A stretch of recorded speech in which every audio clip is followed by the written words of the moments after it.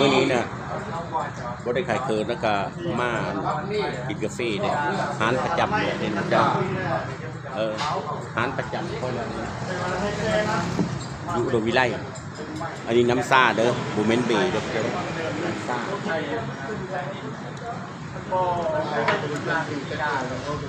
อันนี้เตาน้ำซาอยู่เมืองลาวนะนี่สวรรค์เกตเห็นเด้อยูทูบก็กดไลค์กดซอยกดกระดิ่งให้เด้อเจ้าอลีได้สุขสันต์เมตตาไม่ยังยงเด้อนี่มูคูนี่เด้อเต็มเลยโต๊ะ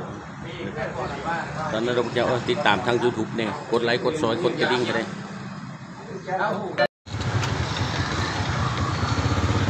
ก็ออกกินกาแฟ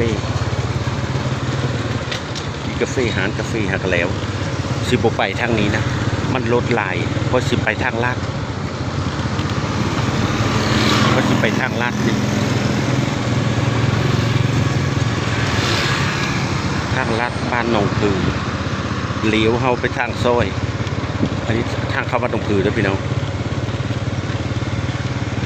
ทางเข้าบ้านหนองผือนี่นะบอดเค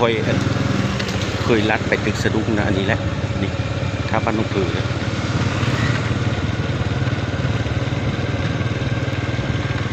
มื้อเสาร์มาเนี่ยบอกกินกาแฟบ่ได้เจ้าว้ายไปเดี๋ยวนี้นะพี่น้อง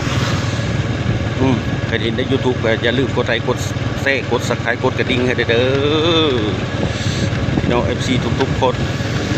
เพราะว่าอยู่อเมริกาเพราะว่าอยู่เมืองไทยเด้อพี่น้องเด้อทางเข้าบ้านหนองผือเด้อนี่นะ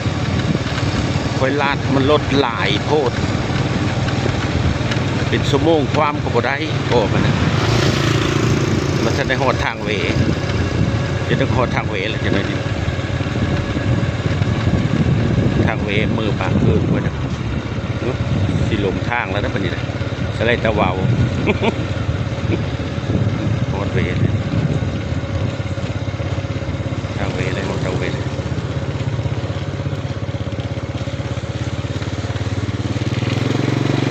ทางเวโอเคเดี๋ยวพี่น้องต้องพยัญลม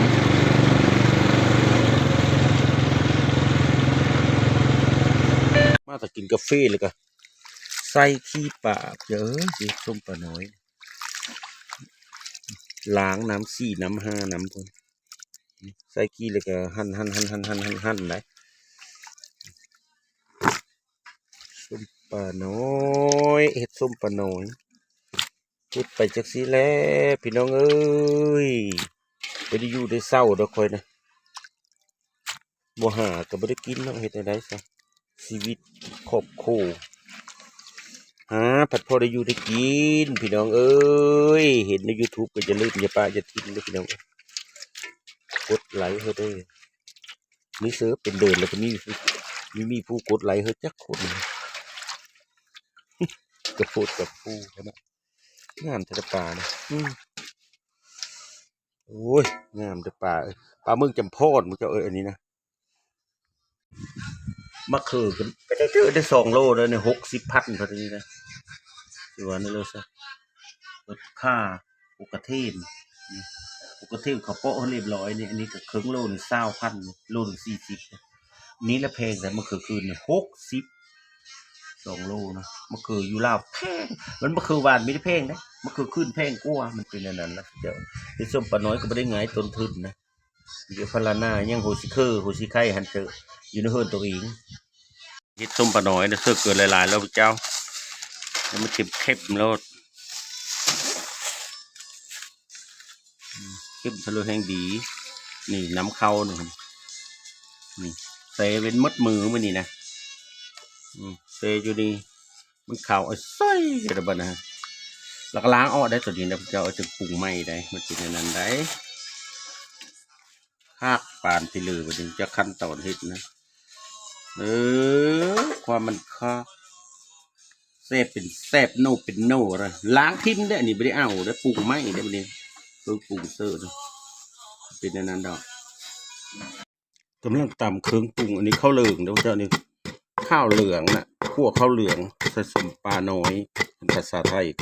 คั่วข้าวเหลืองภาษาพุทธไทยคั่วข้าวเหลืองผสมปลาน้อยขั้นตอนเอาหัวกะทินิด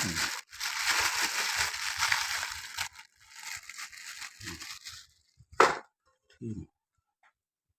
เอา65ลูก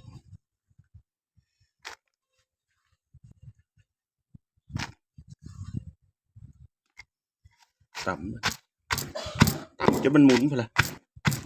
จะมันตุ้ยพะล่ะส้มบ่ห่านเด้แต่พอตะเมผ้าเฮ็ดนั่นนี่เป็นตะเกาต่ำนั่นนี่แหละเอาเสียส้มปลาเลยส้มปลาน้อยอันนี้เลยเฮ็ดส้มปลาน้อยวิธีการเฮ็ดส้มปลาน้อยในแนวนี้เด้เจ้าเบิ่งเอาแล้วค่อยเฮ็ดมีเขาสิเฮ็ดไว้มักเม้น2 คืนหรือคืนหนึ่ง2 คืนคืน2ซอยตีนซอยมะเขือซอยคือเครือหัวสิเครือเสื้อหัวตะไคร้นะมันเป็นอย่างนั้นแล้วดูตามขั้นตอนเด้อเห็นใน YouTube อย่าลืมอย่าพลาดนะเจ้าสงสารเมตตาค่อยได้เท่านั้นละน้ำชื่อนี่